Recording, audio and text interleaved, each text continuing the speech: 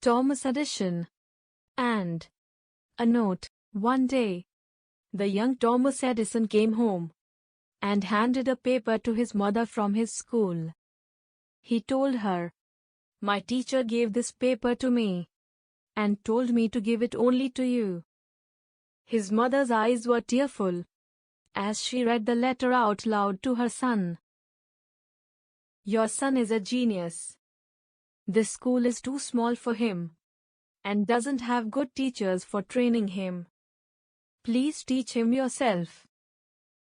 After years, Edison's mother died, and he was renowned as one of the greatest inventors of the century.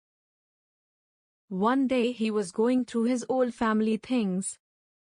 Suddenly, he noticed a folded paper in the corner of a drawer. He took it and opened it up. On the paper was written, "Your son is adult. We won't let him come to school anymore." Thomas Edison cried for hours.